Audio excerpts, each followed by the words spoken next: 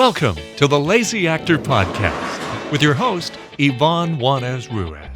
Hello, ladies and gentlemen, and welcome to The Lazy Actor, the podcast that goes through the great acting books in history.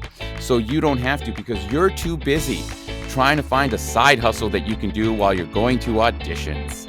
With me, as always, from RadioRadio.com, our producer, Tim. Tim, how are you? Fantastic. And look at this. You got another amazing guest today. Congratulations.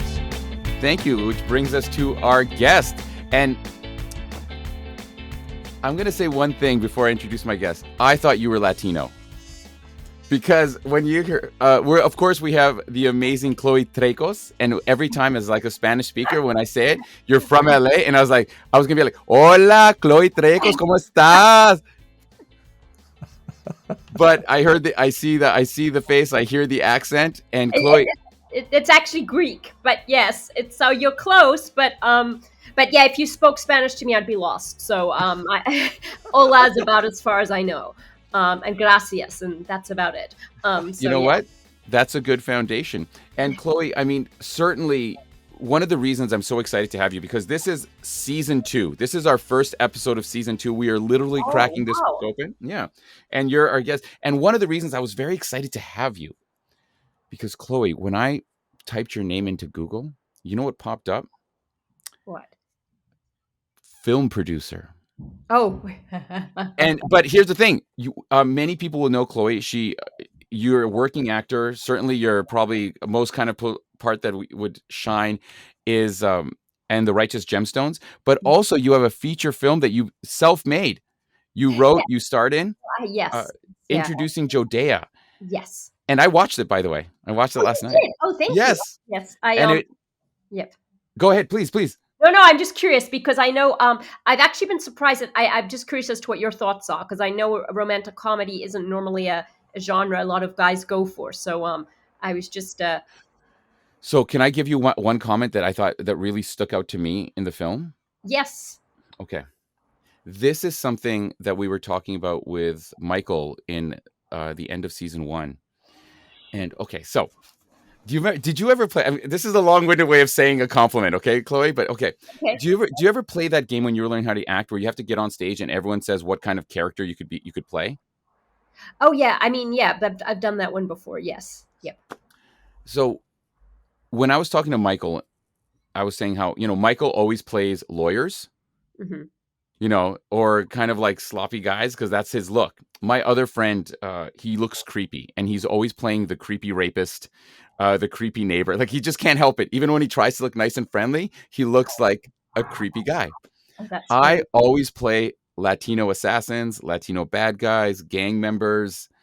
That's like, I die in everything. Yep, And when I watched your movie, what struck me is not just the romantic comedy aspects, but in the dialogue between like the producer and the director and the things they say, you talk frankly about your look in that dialogue and the look of other people and how talent, there's people who have zero talent, like the main girl with the black hair. She plays a character with not a lot of talent, which I thought was hilarious. But then you come in there and the way they talk to you in your face, why did you want to put that in? What made you want to include that? Oh, that was my little dig at Hollywood, because I mean it's true. They don't they are very looks they are very obsessed with looks and what you look like. And I've had stuff said to me that they never actually say, do you hear you're not pretty enough? They say you've got the wrong look, or they never say your breasts are too small. They say, have you considered breast implants? No one ever said that to you. Don't really? Someone did say that to me. Yes. What? Yeah. Not. But it. So it is very. And they are very commercial. Like, it's all about who can sell a movie, and it's like it doesn't matter if they can act or not. They've got to. So I kind of deliberately did that. It was a little dig at Hollywood, and that is how they are. It doesn't matter how good you are. It's if you can sell a movie, they want you in the movie. And Chloe, this is something that I think is very important for people to hear, people who are coming up to be actors. And this is something we're going to talk about in part 2 of this book. that one of the traps with so many acting books and acting classes is they give you these great scenes from great plays played by very famous, brilliant actors, and they don't, and it makes you feel like you're going to finish that acting class and walk into a starring role. Oh yeah. Oh yeah. And they never kind of give you those working actor roles where you have to play something like, and I've seen these in breakdowns. I'd love to tell you, if you have any of these breakdowns, if you've seen, tell me something.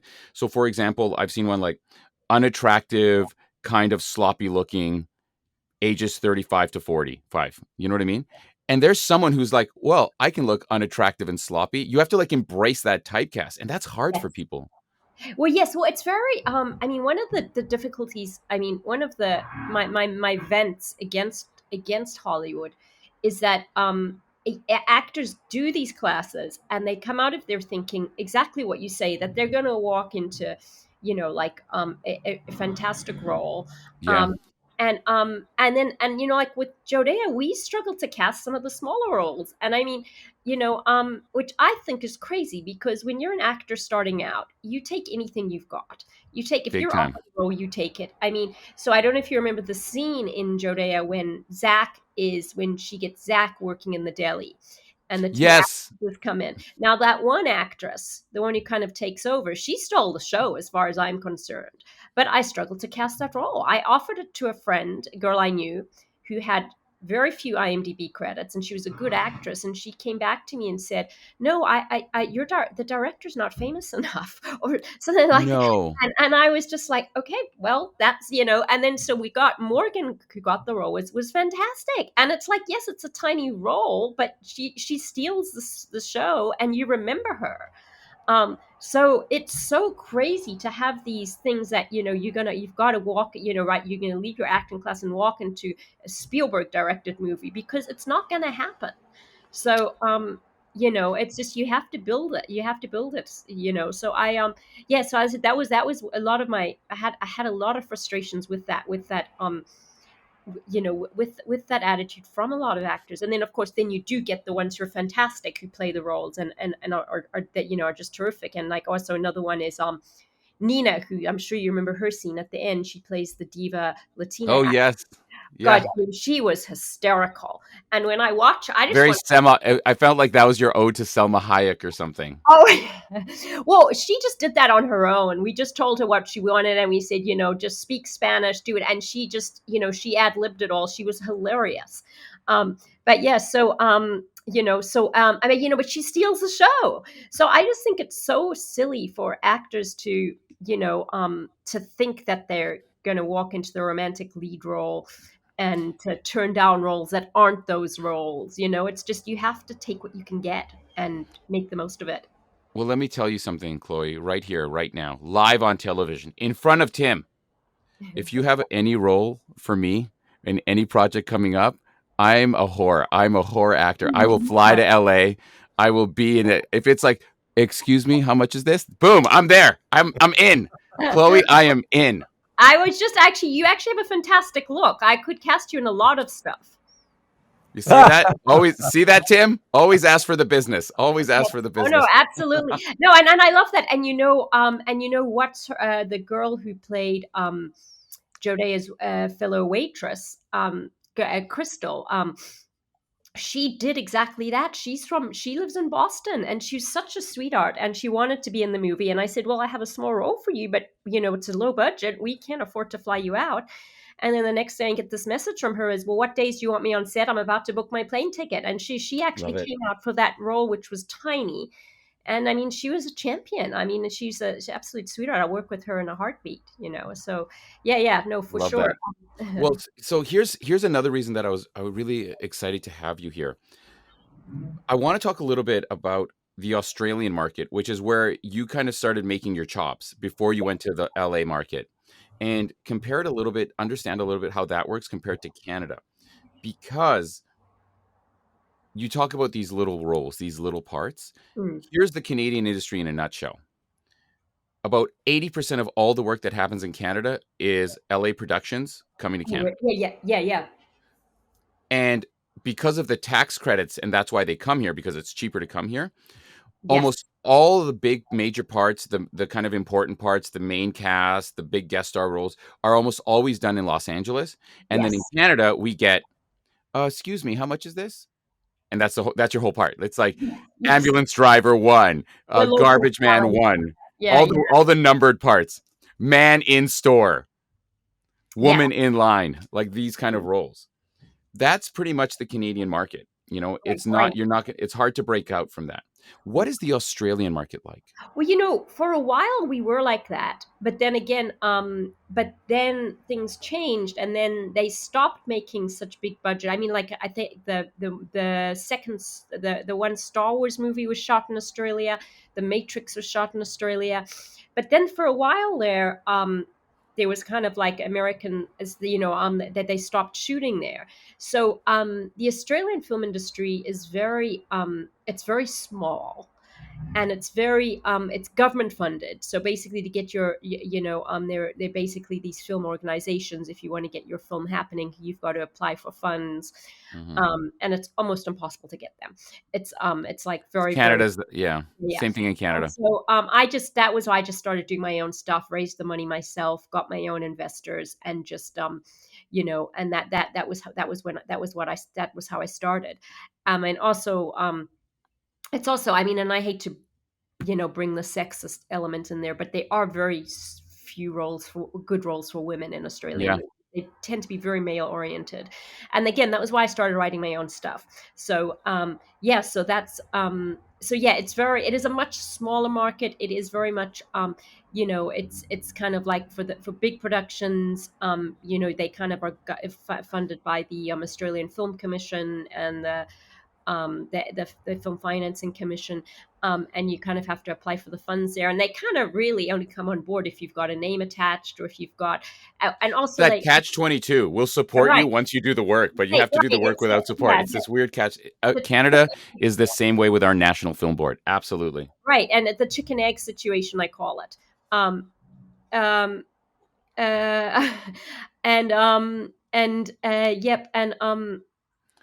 So let me jump in with something here. There's two things I want to find out. One is how you managed to go and work in America, because in Canada, that's what all actors talk about. How can I get my visa? How can I get my visa? Yes. I think it's probably because you made your own projects. I'm not sure. But the second, much more pressing question is, how come you don't have an Australian accent? You know what's weird? I never really had an Australian accent because I came from Zimbabwe. And so all the time I lived in Australia, people were always calling me South African, which is just the worst insult. It's like when people call you guys American. It's Zimbabwean, South African, American, Canadian, English, Irish. It's like no, you got to know the difference. And I think at one stage my accent was kind of cross Zimbabwean, Australian, and then when I came over here, I just took up the American accent because I didn't like my Zimbabwean accent, and I don't really like the Australian accent. No offense to all the Australians and Zimbabweans out there. I love you guys, but it's just I didn't want to. I wanted to lose that accent. Well, I mean, when I watch your films, I didn't hear any accent at all. Do you know what I mean? So that's good. You did it. Thank you. Well, I still get, I mean, people here still say to me, well, what is your accent? And on some words you can still hear it, but yeah. It's hard. And so how did you break out in America? How did you, because one of the things that happens here, I always say, Chloe, there's two industries. There's two acting industries. There's the acting industry where you make film and television, you do plays. Mm-hmm. And then there's the acting industry that's designed to take money away from people who want to be actors. And that's the much bigger industry. Right. And then in Canada, there's all these people that are trying to hustle to get like I think, is it an M1, Tim? A V1, whatever that. The O1? The O1 visa, so they can work as an actor, and that you hire a lawyer who does work and gets thousands of dollars, et cetera, and then it never happens. You go to America and you spend 3 months there, and then you come home. How did you do it? Well, I did it. First of all, I have the best immigration lawyer in the world, Bernard Wolfsdorf. If you want a good immigration lawyer, he's the one to talk to. I just wanted to get over here ASAP, and so Bernie actually said to me. So he got me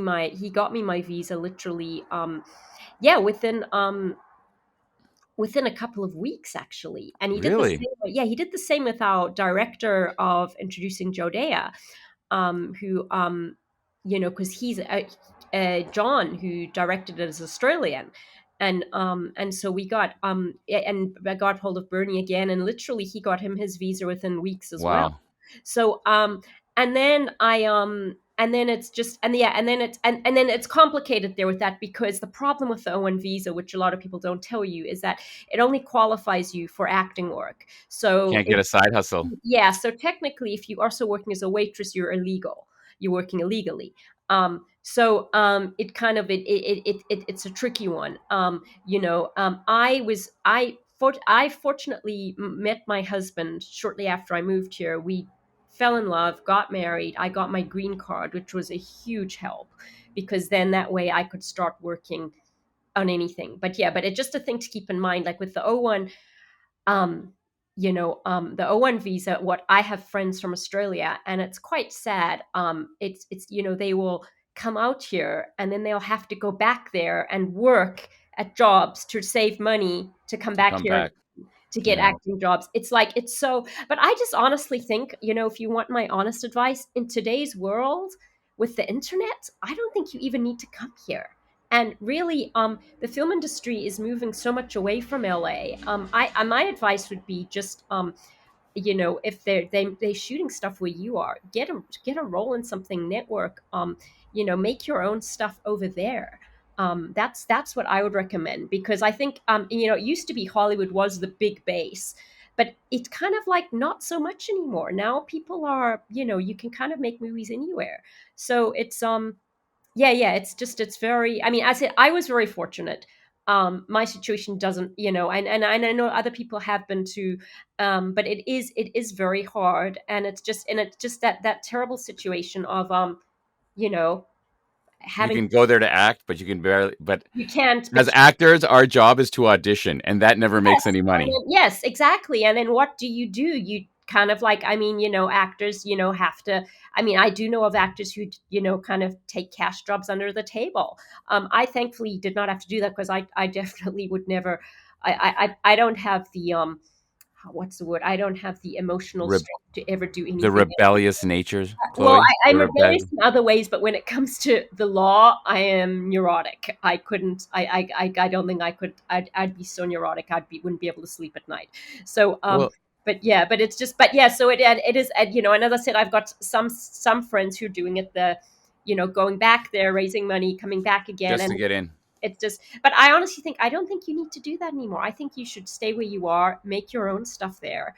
And then, I really think that in today's world with the internet, look at us. We're talking from, two different. Don't tell them where we are. Don't tell anyone where we are. Kim, bleep out whatever she was about to say. I don't want any of these people to know where I live. Can you say that in your Spanish gangster accent? Just I'll tell you something, okay? Don't tell these people where I live. Okay? I don't want these crazy guys to coming over here. Okay? How was that? Convincing. You're convincing. You look like See, I know she was saying you. I literally, Zoe. I die in everything I'm in. I was just in I was in Reacher on Amazon, and again, I had like one line, 2 lines. And I played a Guatemalan assassin who gets like throat slit, thrown into crowd. Like that's my life. That's my life. That's hilarious. So you die violent deaths as well. And I've been shot in the head, the stomach. I've been riddled with machine gun blast. I've had my throat slit. And you know what the shame of it all is? The shame of it is that you don't do it. It's all CGI now. So you don't get you don't get the blood explosion. They're just like, oh yeah, we'll put it in post. We'll put it in post. Yes, it's I once had my throat slit in a horror, and it was really funny because I was sick at the time we shot the scene, and I actually had a sore throat, which was funny. No. So we shot the scene, and the makeup artist did the most phenomenal job. I'll see if I can dig up those photos anywhere to show. Oh, send them, yes. And literally, and so I was very tempted to keep the makeup on and show up at the doctor's the next day and say my throat's hurting, but that would have just been too mean. I was in a show where I was playing a gang member a gang member, and so they tatted me up like on my face. Cool. Oh my God. Like I had like face tattoos and neck tattoos and everything, and it was a 2-day shoot. And they said, listen, it took like 3 hours to put these tattoos on my chest and everything. Oh my God. And they're like, are you okay with just like not showering tomorrow and just coming in with these tattoos on? Because then we don't have to do all this again. And I said, sure. And so, but I had to find my own way home that day and my own way back to the set. And so I'm taking public transit. And this is not in LA. This is in Toronto. You don't see that in Toronto, right? And I'm sitting there with like full out tattoos, teardrops, like oh my God. Fear, and I think it was fear and death written on my hands. Were people like avoiding you? Like, oh my God, I'm going to go sit over there. No one sat near me. Nobody sat near me. And to make it worse, my normal day-to-day wear is like all black. Like I wear like a black hoodie with like black pants and like a black toque. You don't know what a toque is. A black winter cap. Oh, right. Yeah. And so I'm sitting there like that, and you can still see the tattoos and everything. So I already look like I'm like going to rob somebody. That's hilarious. Wow. I love it. That's so funny. Chloe, let me ask you another question, because I think a lot of our listeners would be very interested in this. Once you got to LA and you got your own visa, you got your green card, you're working as an actor. The one difference that I find between the LA market and the other markets, whether it be Australia, Atlanta is a big market, Vancouver, Toronto, is in LA, there's managers and talent and agents. Oh God, don't get me started. Nowhere else, everywhere else, you get an agent. Yes. What do you have? Why? And what's the difference in your opinion? I have both an agent and a manager. See, because you live in LA, because you need that in LA. You tell me what they do. You tell me. And but I still don't actually know. It's hilarious. Managers are more I think managers are more kind of do things like look out for your interests, make sure things like, I don't know, like if they shooting a scene and you're not comfortable with it, or you're scared that they're not keeping the COVID rules or whatever, that's something a manager steps in and takes care of. I think agents are just the money people. I'm so embarrassed to say I really don't know. So which came first? Which came first? Well, my agent did actually. No, my manager did. Yes. Manager, and then the manager helped you get an agent? No, I actually got the agent separately. Yep, but yeah. Okay. But it's so funny, Chloe, and you shouldn't feel bad, because so many of the actors I've talked to that have a manager and an agent, and I say, so what do they do? And they're like, you know what? I'm not sure. Yes. I don't know how they talk. It's just like, it's so, I don't, it's so LA, and I just don't, I just don't get it. And just so I can make sure, so in Canada, talent agents, we only have agents. Like we don't have managers really, because right. Well, Australia's the same. Yeah. And Atlanta is the same thing. The other big difference in the markets there, just fun facts for everyone, is that whether Toronto, I keep bringing up these three because they're very big right now, Vancouver, Toronto, and Atlanta. Yes. There's like 5 casting directors that do everything. Yes. In LA, there's hundreds of casting directors. Oh, yes. In Toronto, I'm on a first name basis with all the casting directors, because I see the same 5 people for every audition. You know what I mean? But that's good. Yeah. And then the last thing that's interesting, and I don't know if you know this one, Chloe. So in Canada, we have our agents take 15%. Okay. And I think that in America, the standard is 10, because they give another. It's the standard in America. But then because you have a manager, they take like another 10 or something, don't they? Yes. It's like, and then the one thing which completely threw me when I came here, and I didn't know this, but yeah, apparently if you get an acting job in America, and even if you get it on your own, you're still supposed to pay your agent and manager 10%. Which I didn't. Yep. Oh, go ahead. No, sorry. Go ahead. No. I mean, I had no idea about that. And then, and it was just something, my husband used to work in the, or he used to be an agent. So he explained all that to me. Because like in Australia, it's like, if you get a job on your own, the agent's like, good on you, mate, Mm-hmm. But yeah, it's like you have to, it's I mean, I guess that's how they make a living and stuff. But to me, I'm kind of like, you didn't get me the job. I got myself the job, but yeah, whatever. I still gotta pay you. Yeah. I don't know if it's the same in Canada. Well, it's sort of like, here's how I might say it. Like, you should, the acting work that you would get without your agent here would be probably not paid stuff. Right. So, because the way it works is here, you know how you guys how we have Actors Access, which is breakdown services. Yes. We have that in Canada, but then we also have Casting Workbook. In both of those systems, you can't actually see any of the real parts because the casting directors make it so only agents can see it. Right. Yes. Every once in a while, if you can find a paying gig, you know what I mean? What a lot of people here will say, "Hey, I found this gig. Can you negotiate it for me?" So I don't have. Yes. If I would, and that's kind of the main way it works here. Yeah. Got it. Yes. So look at that. Harsh realities and acting facts with Chloe Traicos. Listen, everybody, we're going to take a quick little break and we'll be back in just a few minutes. And we're going to dive in. Season 2, The Intent to Live with Larry Moss. Yes. And we'll see you all in a few minutes.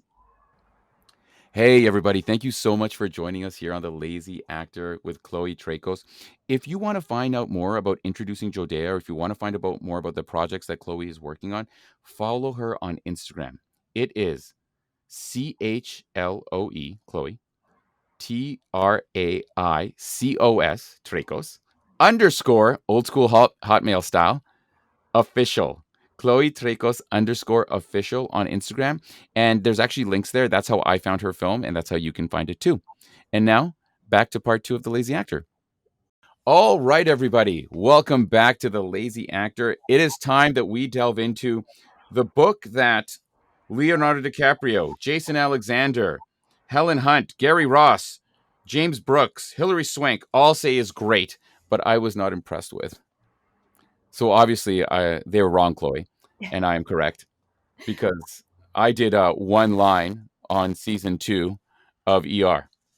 Wow, that's right. Well, I think everyone's entitled to their opinion. So I think if I will tell you something. Reading this first chapter a second time, I first read this like 15, 20 years ago. I found myself liking it a lot more. Yes. If you had to summarize this first chapter, which is called Given Circumstances, Building from the Ground Up, how would you summarize it? It's basically about knowing the character, finding out where they're from, what their situation in life is, what their motivation is, and basically being basically how to be thorough about it. Just like reading the whole script. We're trying to work out more and more about your character. Because one of the points they raised in there, which I thought was very interesting, was how you can't just know about your character from just reading the scenes they're in. You have to see the whole context, and I agree with that 100%. It's something I've always done and always gone with. Yeah. So, if that makes sense, that's kind of like how that I interpreted that chapter. Yeah. And I 100% agree with you. In fact, he says, given circumstances is the term used in acting for everything the writer tells you in the script about your character and the situation they find themselves in. That's why it's so important to read the text and read it again until nothing in the script is vague to you. Yes. So true.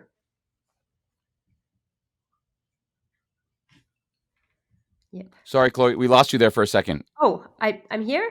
Yep, I can hear you. So start from wherever you were saying. I know, I just said that's very true.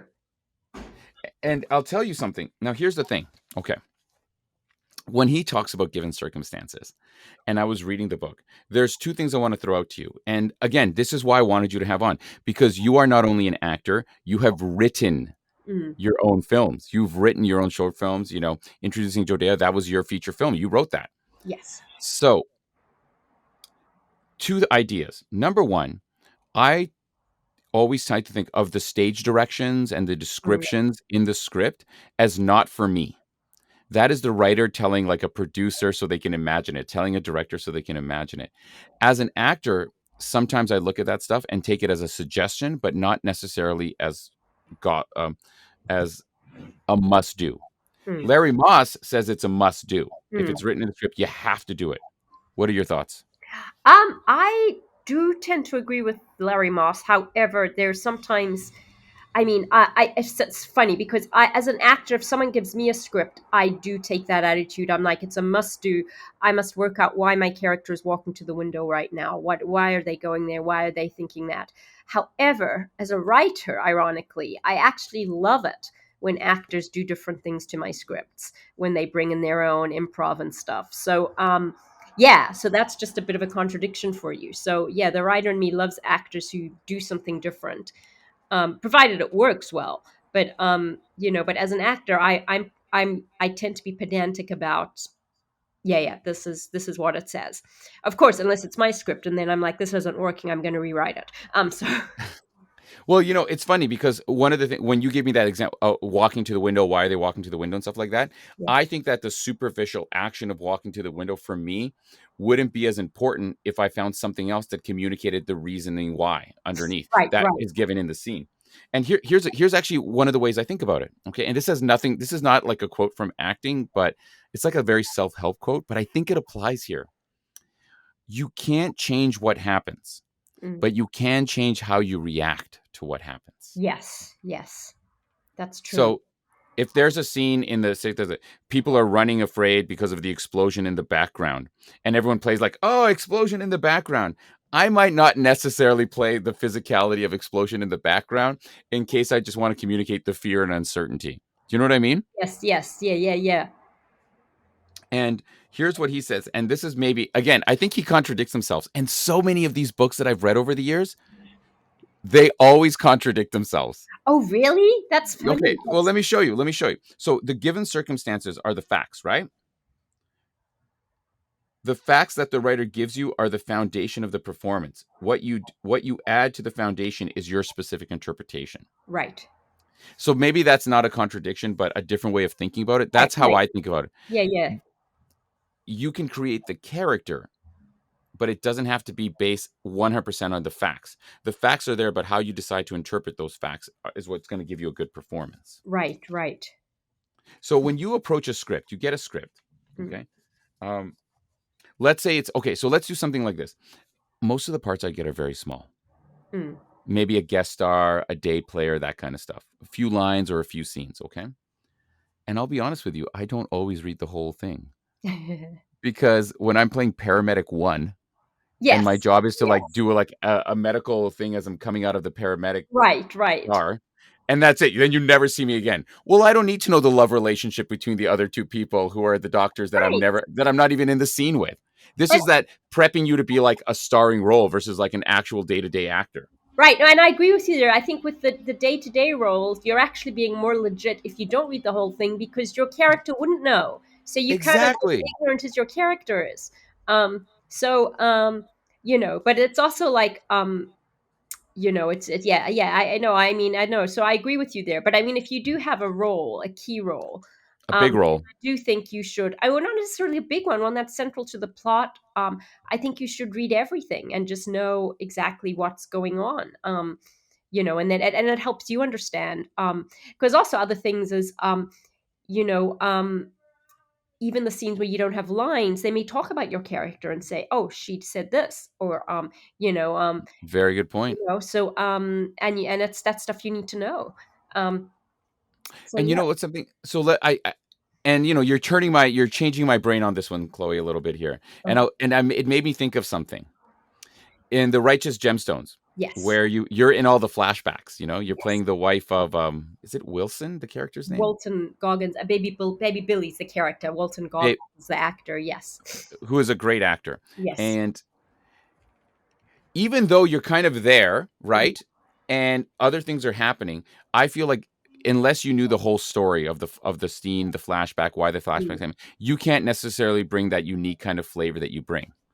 Am I right? Did you read the whole scripts on those ones? Well, I read what I could. The thing is, when you're in these episodes, they only really give you your episode. So I couldn't. And it was only after I found out that I'm apparently in the following episode on the phone. And then it's only when I watched the season myself, when I saw my son who grows into Macaulay Culkin. and he confronts Walton Goggins and says, "Mom told me you turned into a cat." And I'm like, "Oh, that's interesting."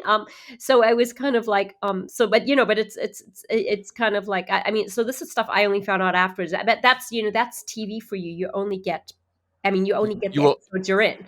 So yeah, you'll never get the whole season or what have you. Unless you're like one of the major players who's in every episode. So I found out, so when you see me in those, I'm literally only doing with what I know happens in the episode, because I didn't know any of the other stuff. So yeah.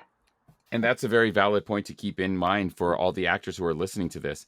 It's another reason why sometimes the advice that they give in books and the practicalities of the day-to-day don't fully kind of align. Do you know what I mean? They don't. You're so right. They yeah. And I'll give you, I think I've mentioned this before, Tim, and I'm sorry if I keep bringing this up. So there's a great show on Netflix called The Kaplansky Method. Is that what it's called? Can you find out, Tim? Kaplansky? Have you heard about this, Chloe? Douglas one. No, I haven't. So it's Michael Douglas who plays a Larry Mosk-esque character. Oh, really? Yeah, I love Michael Douglas. Yes. And he basically plays like a famous acting teacher who's kind of a failed actor. And Larry Moss, I think, would he talks about how he wanted to be an actor, then he became an acting coach. That's most acting coaches, most acting teachers aren't actors and are usually failed actors, and then they go into teaching. Yes, it's or kind of starts with being their side gig, and then they side gig takes over your life. Yeah. It's we were talking about that earlier with Tim and I, how like some of the other things in my life right now, I sometimes stop and be like, am I still an actor? Oh, because when you stop getting auditions and other things come up in your life. But anyway, there's a very interesting point that he talks about here, which is you got to watch the show. It starts off with him doing this monologue about like, what is the actor's job? And it's very like the actor's job is to find the truth and to put a mirror up to the audience and all this kind of deep esoteric kind of stuff. And then one of the kids in the audience is like, yeah, I have a hair commercial tomorrow. How do I do this in my hair commercial? Oh, that's hilarious. Oh my God, I have to watch that. That's so funny. And for me, nothing identifies the discrepancy between what we learn in an acting class and the realities of the actor. Oh, so true. It is so true. It's yeah. Now, there is another really interesting kind of thing that he talks about here. And this is something that Tim, Lawrence of Arabia guy? Peter O'Toole. Peter O'Toole said. Yes, of course. Yeah. He did an interview. So I'm going to read you what Larry Moss says, and then I'm going to tell you what Peter O'Toole says. And then I'd love your ideas on this. Sure. You have to study the text very diligently until you can say, based on what the script tells you about the character's history, how the character is treated, the character's reactions, and what the character does, that the character sees the world in a certain way. Mm. And Peter O'Toole, when he was being asked, so what is your first step that you do when you're acting? It's just memorizing the lines, right? And he says, just memorizing the lines. He's like, when I was learning as a child, we called it studying. So when you get that script, yes, you might read the whole script once, but are you delving deep into the whole script, or after that, are you going into your part, your scenes? I will read the whole script, but yes, definitely concentrate more on my scenes and just try and work out you learn, the more you read something, the more you find out about a character, and there's sometimes things which you pick up only like on the second or third reading, so which is why I think it's important to do. But yeah, I find that learning lines, the easiest way to learn lines is once you understand the character, you'll find the lines just come because you get into their train of thought, and it's like you kind of have to understand why they say this line. Otherwise, it's not going to come to you. You have to work out a way. And even if you think, oh my God, that's a really dumb line, and they gave some examples of that in the chapter I was reading, but you've got to find a way of convincing yourself why the character would do that and why they would say that. And once you do that, it makes learning the lines. So yeah, I guess Peter O'Toole is right. It is studying, but it's just not memorizing. It's not studying your exam until you've memorized the exact formula and the exact thing. Right. It's studying so you understand the underlying concept, why the formula works. Yes, exactly. Pretty much, yeah. And it's funny because even sometimes, in one of the things that Tim and I know each other from is we have this group called the Actors Place, and we're like a collective of actors. We get together twice a week and we just practice acting. It's not class. It's like scripts, rehearse, perform, acting exercises, rehearse, perform, just to keep the muscle sharp. You know what I mean? Yes, absolutely. And that's excellent. Yep. Yeah. And one of the things we bring up sometimes is sometimes the line says just like very little. The line is like 8 words, but you can get so much from those 8 words because of if you really understand what's going on in the scene. And here's a really good example. So he talks about As Good as It Gets with Helen Hunt. Oh, yes. That was a good movie. Yep. Yeah. And so this is all the stuff that she got from her first little scene where she's taking his order. Jack Nicholson's order. So I'm going to read it to you because this is how much you can get from just a few lines in terms of like the underlining reasoning and understanding a character. So here's that. So the given circumstances for Carol are that she's a single mother. She's working as a waitress whose entire life is devoted to taking care of her son who's got asthma. She has no other priorities. Okay. In the opening scene, Carol warns Melvin to behave at the same time, protects him from the glowering restaurant manager. So from that, this is what Helen Hunt took from it. This is Carol's point of view, is not spelled out in the script as explicitly, but despite having meager financial resources, she takes care of him. It's clear from the script that Carol interacts with other waiters and she has humor. She's a bemused patience and she's struggling and she feels despair. So part of the given circumstance of her character is that she's a positive person. She doesn't wear problems on her sleeve. She's a survivor and makes the best of situations she's in. So that's all the stuff that Helen Hunt took from like that one interaction, from just a few lines. That's impressive. That's good. So so here's an exercise. Chloe, let's you and I do this exercise that Larry talks about. So here's an exercise I often give actors. I ask them to express the character's point of view of the world in the following way. My name is, and the world is, and use 6 descriptive words or phrases. So for example, if you were playing Melville in As Good as It Gets, you would say, my name is Melville, and the world is terrifying, vicious, unfair, desperate, and a minefield in which I must get them before they get me. Okay, so it's a description of the world in 6 words. Yeah. The world is, my name is so-and-so, and the world is in 6 descriptive words or phrases. I'm going to say, can you do it? Can you do it for your character? And I'm sorry, what was from the Righteous Gemstones? Yes, no. Okay. So here, ready? 3, 2, 1. Gloria, yes. Okay. Take it away. Okay, my name is Gloria, and the world is disillusioned. It is full of disillusionment, despair, false hopes, blah, blah. You know what? Hold on. Let me jump in for a second. Actually, here. I see it I saw that. It's in your performance, you don't have a lot of lines, but your physicality is what sells you in this part. And I see the disillusionment and despair in just you walking behind Wilson. Just when you're Wilson. Oh, he's never going to be on the show. He's too big time for us. But I'm just kidding. If you're listening, please be on my show. I loved you in Justified. He's it's just I should have asked which Gloria, because season 1 she's very different. She's the besotted wife, but and over the years he's like their son's disability with not being able to speak. It's like he's just blamed all that. He's left her in charge of all of that, and she's just now completely disillusioned with her marriage, with life in general. She doesn't worship her husband anymore. She sees him for who he is. So and there it is. There's your descriptions right there. And I'll tell you something. I thought of the scene in where he disappears. I think that's season 2. Yeah. I like it. That's the scene. Yeah, the pet. When you're that whole part where you're just standing there and he's trying to get everyone happy and stuff like that. And there's just something in you that you're like, it's almost as if like you see the end coming, and you're just and there's nothing you can do about it. And because of that contrast in your character and his, you knew something was wrong. Right. Yep. It's yep. That's why it's so important to read the text and read it again until nothing in the script is vague to you. Yes. That's and it's a great line. I want to give you another one, okay? As you study the script, write the given circumstances on a list. And this is what Larry does. This is what Larry recommends, okay? Where does the scene take place? Let's do that scene between you, that scene in the mall, pet store, in the pet store. in the mall. Yeah. Who is in the scene? You, your son, and my husband, your husband, and a couple of random passersby. And referendums and the animals. Oh, yes, the animals. They don't have souls, so they don't count. Don't say I'm just that. kidding. I'm just kidding. I'm just kidding.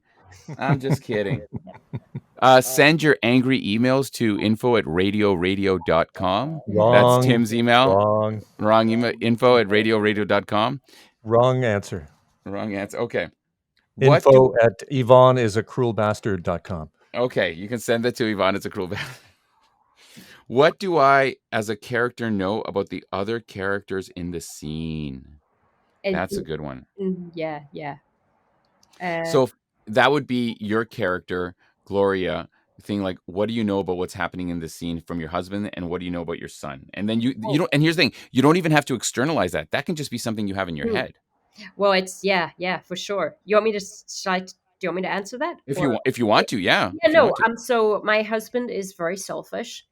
He's spending money, always trying to find out ways to make money, but doesn't care anything about our son, who clearly has a speech defect and has done nothing to help him, and just kind of loads that all on me, like I'm supposed to help the kid when I'm not qualified to do that. And wow.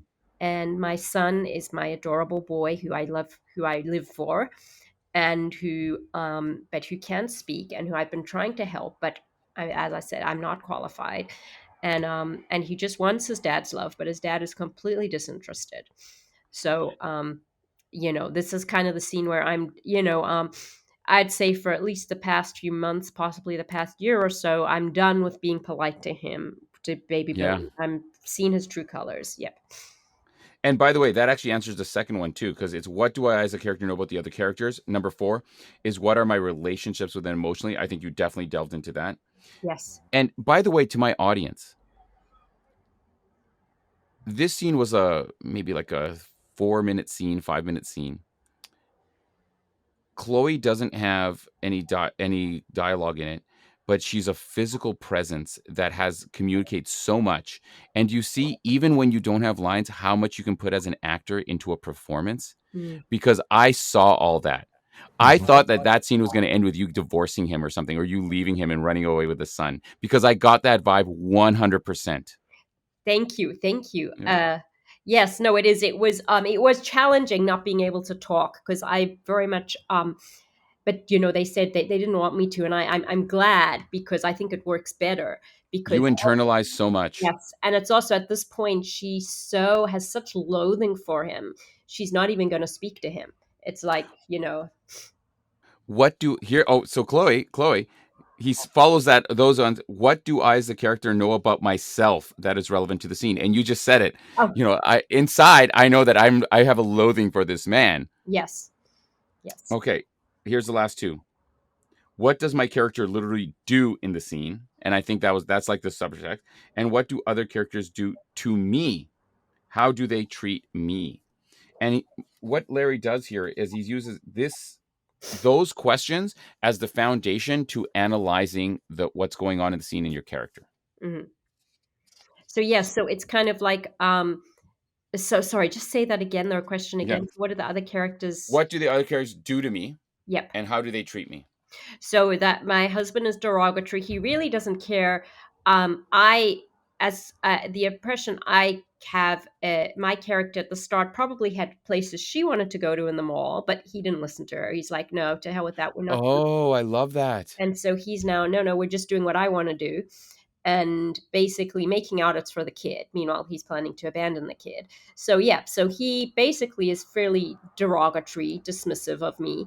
My son loves me, but he's very much, I would say Herman probably has possibly a form of autism, or just some kind of speech defect, but he doesn't always relate with love and stuff. He's kind of in his own world. And so, and that's kind of where we are in the scene.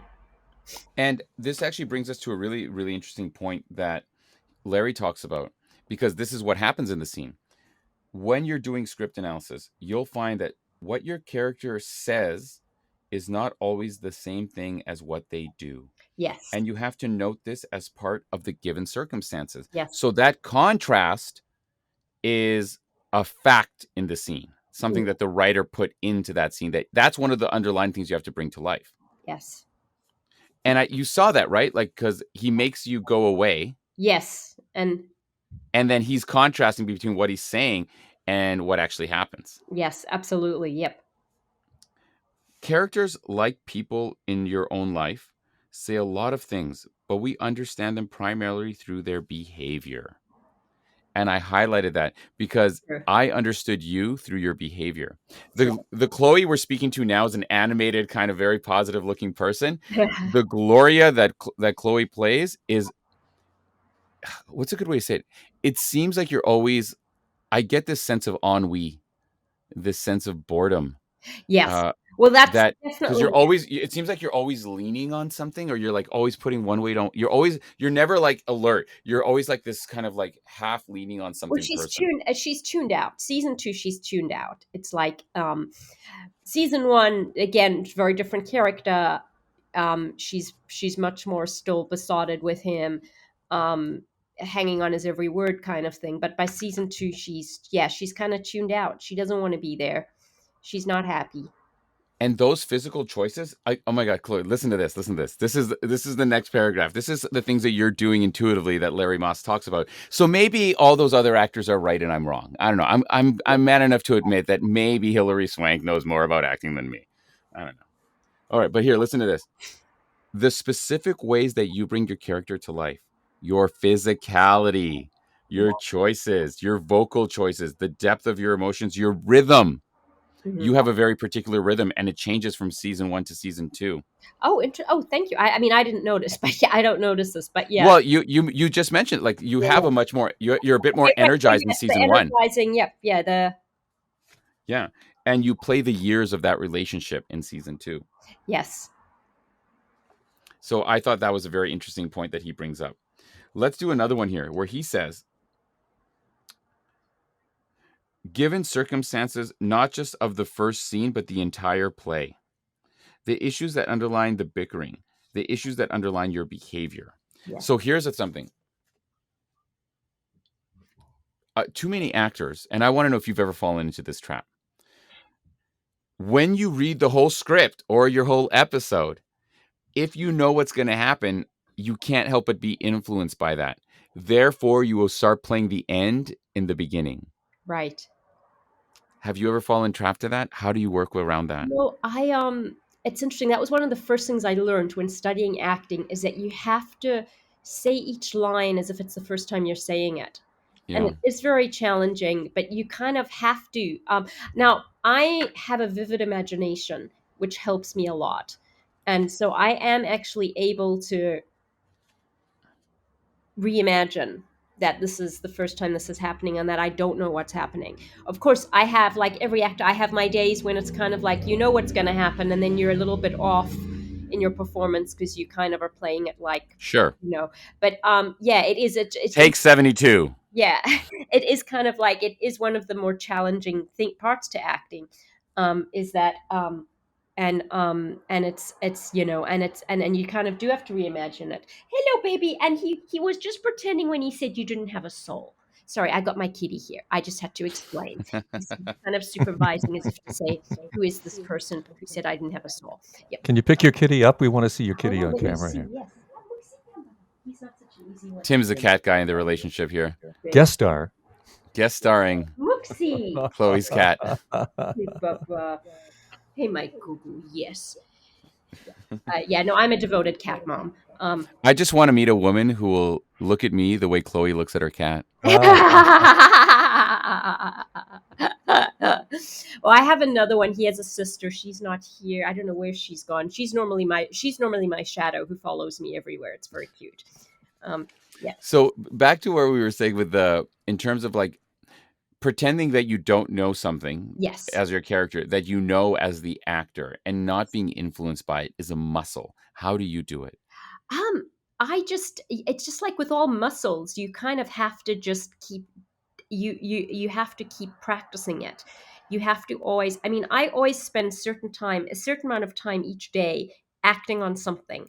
Normally, I'm doing something while I'm acting. I pick like a scene from somewhere, and I will, and I'll do it. And it's like, so I do believe it's the more you practice it, the easier it gets. I mean, I think it was Russell Crowe who said, you can never prepare too many times for, you can never prepare too much for a role. And I think that's, that's what I think helps, is that, you just keep practicing every day, just keep doing it, and it should, and just, and it's, and and it does get easier. And that is something I can very much understand and empathize with, Chloe, because the first few times I had to like read a script for a show or what have you, it took a lot more time. Now, not to say that I'm anywhere near like perfect or anything like that, but now what used to take me 4 or 5 readings, I get right away. Yes. Because you built the muscle. You can read it. And I get this all the time when we go to our meetups and we have newer actors. And I say, look at this line. What does that tell you? And they're like, that he's thirsty. I'm like, no, don't you see how he said this and this and this? And you get so much in it, and you can do it from a single read. Yes. So for all my actor friends out there, my new and upcoming actors, let me end this portion off with a quote from Mike. I was going to say Michael Shirtleff. That was a season 1 from Larry Moss. One of the talents you need is to be able to break down a script and identify all the facts that writers give you that help you understand your character. Just as critical as your emotional response is being completely clear about the facts of the story. And the facts are not just the physical actions in reality. The facts are the underlying emotions of the story. And the more you read the script, the more you identify those facts, the better your performance will be. So Chloe, true. Leave us off with a lasting sentence on that. Put you on the spot. Yes, I there can never be too much preparation for a role. That's what I can say. Yes, just always read things through thoroughly, read it again and again, make sure you fully understand the character. And with that, we're going to take a quick little break, and we'll be right back with a little acting challenge with the very talented Chloe Traicos. See, I said it Latino-y again. Chloe Traicos. I kind of like the Latino pronunciation. We'll go. I'll help you with it. We'll go with it. Okay. All right. We'll see you in a minute. Hey, everybody. Thank you so much for watching The Lazy Actor. The Lazy Actor is a co-production between The Actor's Place, which is an online and virtual acting community, and RadioRadio.com. Tim, tell people about RadioRadio.com and what the services you offer are. I thought you were going to say a precocious production there, the way you were loading up on that. Yeah. You assume that I know what precocious means. So RadioRadio.com is a studio. We do post for video and record audio with agencies, but also work with people who are doing podcasts. So if you have an idea and maybe you need a little bit of help to develop it, give me a call or send me a note, and we'll help bring it to life. And the email is? tim@radioradio.com. And if you're ever curious, check out theactorsplace.org or The Actors Place on Instagram, where we have tons of free scripts, resources, tips on acting. We got a blog, and you can even come and join one of our virtual or in-person sessions. And we are back, everyone. And it wouldn't be an episode of The Lazy Actor unless we had a little bit of actual acting and a little bit of an acting challenge. So I have with me Chloe, and I have with me, as always, the mighty Tim. I have given them both a scene. It's a very short scene. I am not telling them where it's from. Okay. But we're going to use some of the concepts that Larry talked about, okay? And we are going to answer a few of his questions in terms of the given circumstances. And we're going to do the scene a few times to see what will happen when we change the given circumstances. Okay. So first time around, we're just going to cold read it. They literally have not prepared this at all. I sent this seconds before you heard me talking. So Chloe, you play Ransom, and Okay. Tim, you play Benoit. Okay. All right. And whenever you're ready. Okay.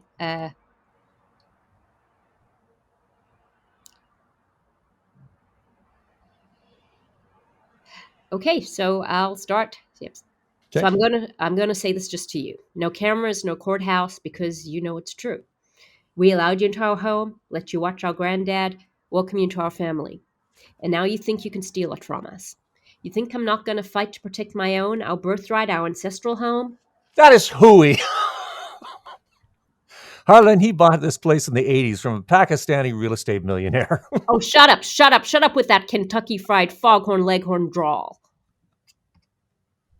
And scene. Great. I love it. Perfect. So in this one, and Chloe, I'm going to ask if you could back up a little bit because you got so emotional. You're getting right in the camera. No, that's okay. I just want to see you more. Yep. So let's use a couple of the questions that Larry Moss said and see if we can change this performance. So here's what I'm going to give you. I'm going to say, number one, he says, where does the scene take place? I'm going to say it takes place somewhere really crowded, like at a cocktail party. Oh, okay. So you don't want to be yelling. Well, that's up to you. Oh, see, already she's making choices. This is great. Yep. I'm just going to change the given circumstances. I'm also going to say let's see here. What does my character literally do during the scene? I want both of you to be sipping on champagne during the scene. Mm. And I'm not going to add anything else. Because we're going to see how just two very simple choices can affect a performance. Mm-hmm. Oh, look at you, Tim, with your cup. And I got my water. Perfect. Ready? Okay. And action. Okay.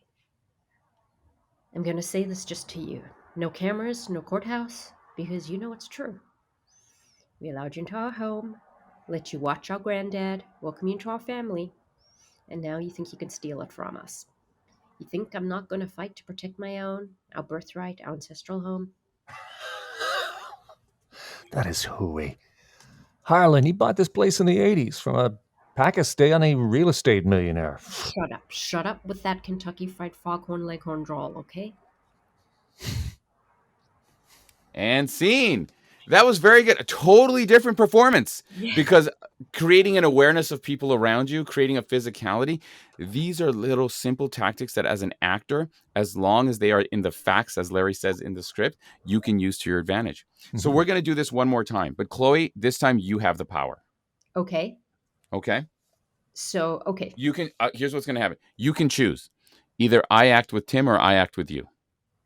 Okay, don't answer yet. And then you can also choose which one of the given circumstances, it's on page 14 of the book, if you want to check it out there, that we will use. Mm-hmm. And we'll see what kind of performance we can make. Okay, so choice number one, do you want to direct Chloe, or do you want Tim and I to do this? Oh, that's interesting. So you mean I would direct you two, or? Yes, or you would act with me. I'll act with you. Done. Okay. You see that, Tim? She knows quality when she sees it, Tim. You see that? Quality. I'm a quality individual. Okay. Right. Tim, you're really good. I'm just curious. So you're going to be Benoit Blanc. I'm going to be Benoit Blanc. Okay. Oui, bien sûr. Moi, je vais être Benoit Blanc. Oui. Ouais. Okay. Yeah. Okay. So let's do this then. Chloe, you pick a given circumstance, and Tim, you pick a given circumstance. Okay, I don't have page 14. I will read you. I will read them to you. Me, yep. So, what do I, as a character, know about myself that is relevant? Chloe, give me something. That I'm trying to protect myself from you. Okay. Mm-hmm. And then Tim, what does what do other characters say about me? So pretend what do other characters say about Benoit Blanc? He is he's got a very high opinion of himself, much higher than he should. In other words, he's a horse's ass. Chloe, I think Tim's talking about me, not Benoit. I'm just saying that. And to be quite honest, Tim, it hurts. But as an actor, I will use this pain. Okay? Let's do this. Tim, you can give us an action and a cut.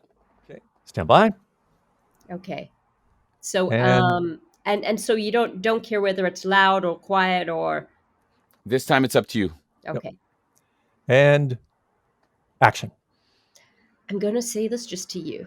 No cameras, no courthouse, because you know it's true.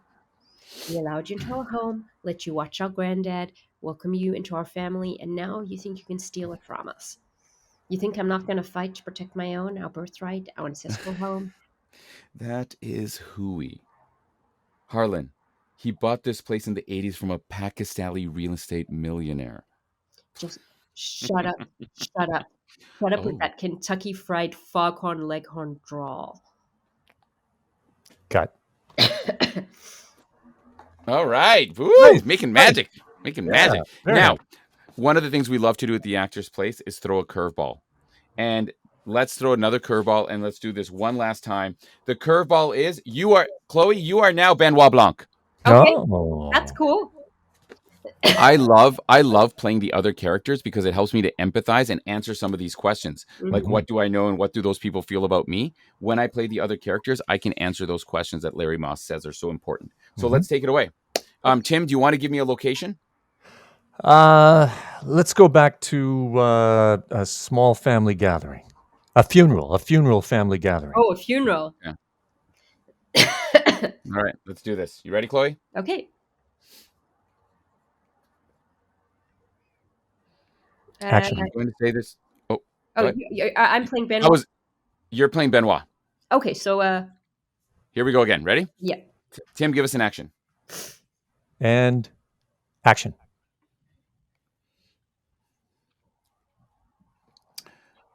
I'm going to say this just for you.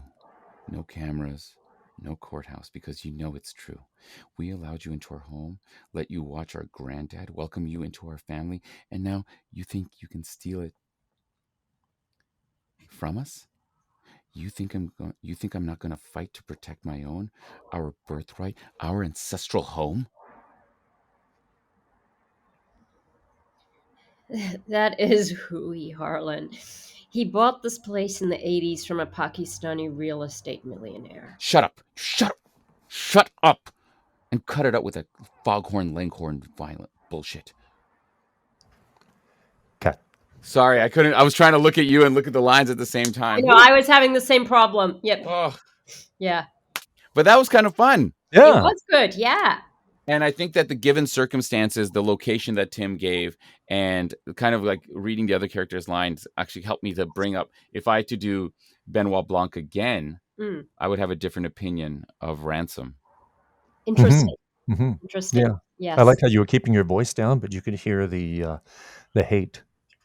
Yeah, I pictured you, Tim. Okay, perfect. I pictured you. Yeah. I pictured the mean things you said to me. Uh-huh. Emotion. Yeah. I'm just kidding, Tim. You know I love you, man. Mm-hmm. So listen, this is pretty much it. We're pretty much out of time, everyone. I want to say a big thank you to Chloe for joining us here today. Please make sure to go check out her film. Chloe, anything you want to plug before we finish off for today? No, just check out Introducing Jodea. It's available on Amazon, iTunes, Tubi TV if you want to see it for free, Google Play, basically all the main platforms. Introducing Jodea. And yeah, it will be a nice thing to watch on the weekend, just a feel good movie. And you can also, we will put that into the show notes. Tim, as always, you're a gentleman. You put up with all of my baloney, and you do it with grace and poise, just like the handsome, slightly elderly man you are. I knew there had to be a dig in there at the end. Tim, you were both read excellently, by the way. Thank you, guys. You were both. Oh, thank you. Yeah, that was fun. Thank you, yeah. Tim. Anything you want to shout out to anyone before we end off for today? Just radioradio.com studio. Check it out, and of course, theactorsplace.org. And that is where you can find out more about myself and our collective of actors. Lots of free resources on the site, theactorsplace.org. And that is it for this episode of The Lazy Actor, kicking off season 2 with a bang with Chloe Traicos. Thank you so much for joining us. Don't forget to keep being lazy. Well, that's what irony is. Actors shouldn't be lazy. That's... Yes, that's right. I'm using counter psychology. No, I got that. Yeah. Chloe, thank you so much for joining us. Can't wait to see you again. Yes, absolutely. Sounds good. Bye, Chloe. Bye. You've been listening to The Lazy Actor Podcast with your host, Ivan Wanis Ruiz. A presentation of radioradio.com studio and theactorsplace.org.